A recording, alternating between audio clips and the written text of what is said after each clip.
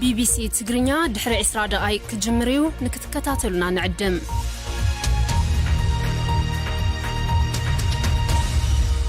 كون سجنتا BBC أفان أوروموتي نولين ترى.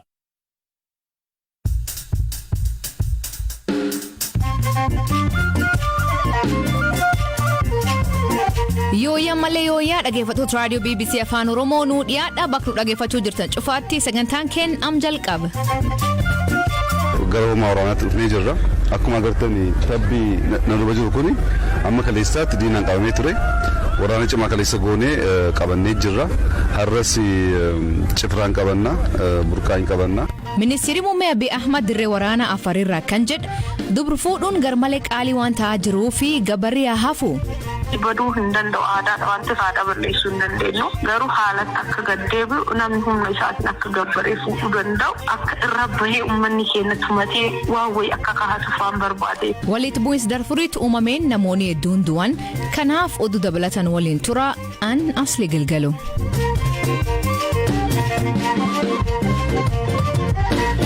Dhaggeeffattoota oduutiin jalqabaanii Itoophiyaan oolmaa dirree waraanaa miidiyaatti himuu fi gabaasuu dhorkite. Qajeelchi labsii yeroo muddamaa sochiilee loltummaa oolmaa dirree waraanaa fi bu'aalee waraanaa kamuu miidiyaan akka hin gabaafne dhorkuu dabalatee dhorkawwan afur kaa'e hirpha gammachuu gabaas qaba. Qajeelchi labsii yeroo muddamaa ibsa 25 bara 2021 baaseen hojiiwwan labsii yeroo muddamaatiin eegalaman cimsuu fi dhimmoota gufuu ta'an furuudhaaf jecha ajajoota afur dabarsuu hime. Akka ibsa kanaatti qaama aangoo kennameefiin alatti sochii loltummaa fi oolmaa dirree waraanaa akkasumas bu'aa waraanaan argame miidiyaa kamiinuu tamsaasuun dhorkaadha. Dabalataan kallattii ergama aangawoota waraanaa fi siivilii adda waraanaatti argamaniif kennameen alatti oolmaa dirree waraanaa sochii loltummaa fi bu'aalee argaman ilaalchisuudhaan ibsa kennuun dhorkaa ta'uu eeree jira. Humnoonni nageenyaa qaama ajaja kana cabsee argame irratti tarkaanfii barbaachisaa akka fudhataniif ajajamaniiru jedha ibsi kun.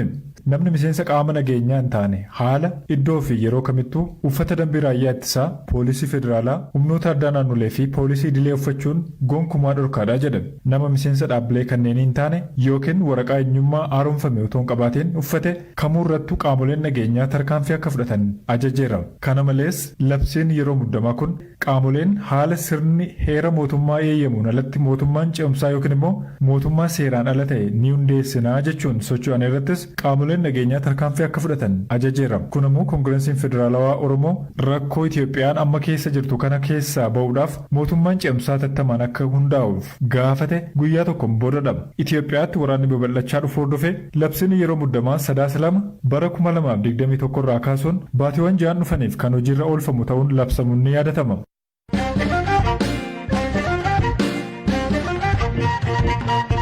Ministeerri muummee Abiy Ahmad milkaa'aa jiran adda waraana Afaarirraa ibsa miidiyaalee biyyaaf kenneen hima. Naannoo Afaar keessaa kasaagita bilis baasuun arrammoo cifraa fi burqa qabachuu fi waraanirra jiran hima. Ministeerri muummee Abiy erga gara waraanaatti maluun isaa ibsamee yeroo jalqabaaf ibsa kenne waraanichaa injifannoon milkeessaa jiran hima. Roomaan waraanaa keenya gama hundaan qophiin godhee gootummaansaa hamleensaa baay'ee ol ka'aadha. Diinni amma biyya keenya amma keenya hubachuu waan hin dandeenyeef salphaatti nu laaffise waan qabsoo bara dheeraa aarsaa bara dheeraa itti kaffallee arganne kan salphumatti waan fudhachuu danda'utti fakkaate. Amma keenya isin beeku qophii biyya keenyaas hin beeku tuffiif qorannaa laafaa ta'e irraan kan ka'e yaalii godhee jira. Garuu Finfinnee teenyee isa hoogganaa turre haala jijjiiruu waan barbaanneef gara Afaan Oromooti dhufnee jirra. Akkuma agartanii tabbii na duba jiru kuni amma kaleessaatti diinaan qabamee ture.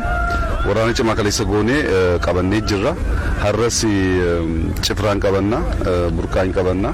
Diinni nu tuffatee gara biyya keenyatti gale kun amma awwaalamee dhumutti duubatti waan jennu hin qabu. Nuti aarsaa ta'uun kabaja abbootiin keenya aarsaa ta'anii biyya kana kabachiisanii turanii jiru. Amma immoo diinni dhiyoo fala akkuma waan salphaatti mo'atee waan barbaade godhutti fakkaate dhufe kana qaaneessine ijoolleen keenya sodaa malee qaanii malee biyyatti jiraatan uumuun nurraa eeggamu waan ta'eef akkaataa kanaan Afaan waraanaa gartan kanaa wajjin oolle haalli jiru baay'ee nama gammachiisa. Galgala kana sitti fufna bakka qulfii ta'anii adda ba'an hin qabanna. adda kanaan fedhiin adda diinaa guutummaan guutuutiin fashalaa jechuudha. Uummanni keenya nu duuba jira. Fedhiin keenya yaada diinaa cabsuu balleessuudha. Kana hunda hin goona aarsaan kaffalamaa jirus kana fiduudhaaf anis guutummaan addatti galee mishigii galee kan inni hojjechaa jiru kana milkeessuudhaaf nu milkoofne milkaa'aa jirras. Abbootiin keenya kan hojjechaa turan seenaatti dhokatee abbootiin keenya mishigii galanii du'anii biyya kana bilisoomsanii sirnaaf biyya tursanii jiru. Ammas nuti gochaa kan jirru jechaaf miti waan bakka haalli mijateetti miti kana keessa ciisne mishigii keessa ciisne bilisummaa uummata keenyaa bilisummaa Itoophiyaa kabachiisuuf waan kaffalamu hunda kaffaluuf qophaa'aa ta'uu keenya agarsiisuudhaaf kan hin barbaadaan biyya bilisummaaf biyya boontuu taate ijoollee koo dabarsu. Ministeerri muummee Abiy Ahmad gara waraanaatti maluun isaa erga ibsameen booda itaana ministeerri muummee fi ministeerri dhimma alaa Dammaqa Mokoneen hojii idilee mootummaa bakka ministeerri muummee Abiy Ahmad bu'uun akka hojjetu himama. Gamtaa Afrikaa fi UN waraanii dhaabbachuun mootummaa federaalaaf TPLF gar mariitti akka dhufan yeroo hojjetaa jiranitti ministeerri muummee ufumaan adda waraanatti maluun waraanicha hooganuu ibsa. Humnoonni TPLF naannoo Amaaraa keessaa magaalota akka Daseef Kombolchaa qabachuun gar Finfinneetti imaluuf akka waraanan himaa turan.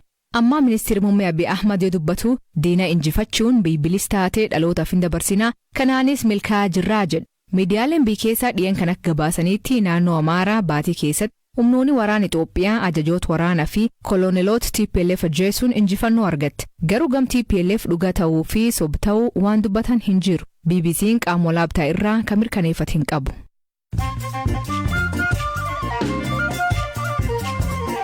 Dhaggeeffattoota namoota gabaabaa addunyaa isanii dhiyeessaa jalqabaan gosti vaayirasii COVID-19 B1529 jedhamu Afrikaa kibbaatti mul'ata haaraan ammallee deebisee yaaddoo olaanaa uumuun isaa ibsama. Vaayirasiin haaraan guyyoota muraasan dura Afrikaa kibbaa ganda tokko keessatti argamuun mirkanaa'e kuniin gara iddoowwan biraatti faca'uu akka hin oolle ragaaleen argisiisan jiran.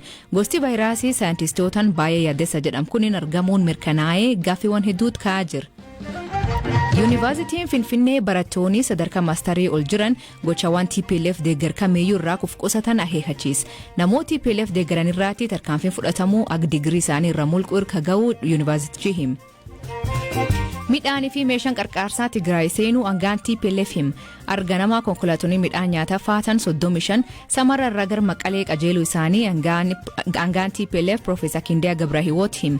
Kalee xiyyaarri meeshaa gargaarsu qabatee Maqalee galuun isaa kan ibsamu yoo ta'u xiyyaarum kanaanii garasiitti kan imalan Itoophiyaatti ambaasadariin UK Alasta Macphail pireezidantii Tigraay Dr. Dabratsiyoon Gabramikaayil waliin dubbate.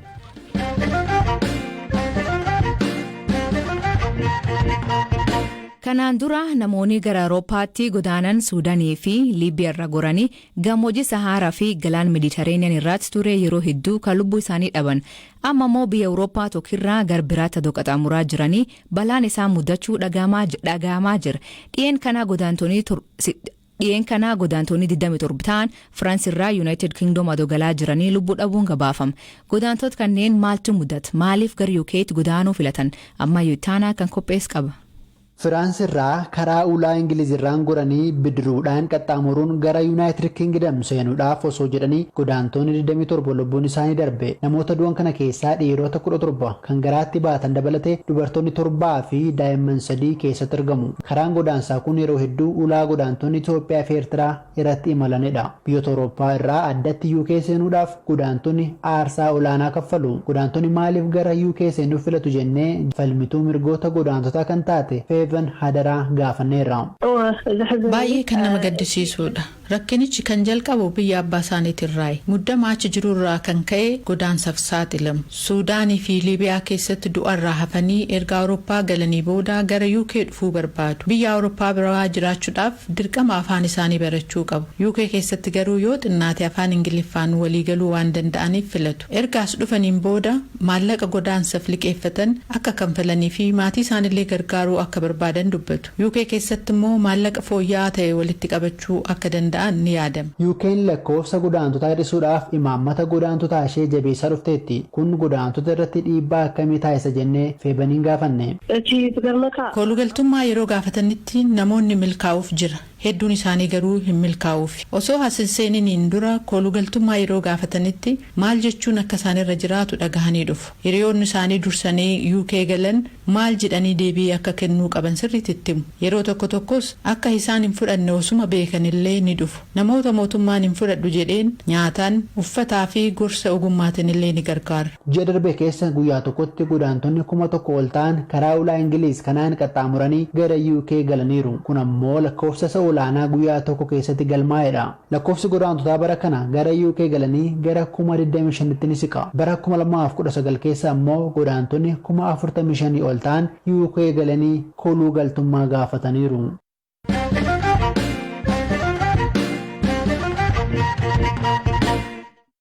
Gosa Oromoo Komaandoo biraatti gabarrii yeroo dhiirii tokko dubartii fuudhuuf jedhuutti warri intalaatiif maallaqaaf uffati kennamu.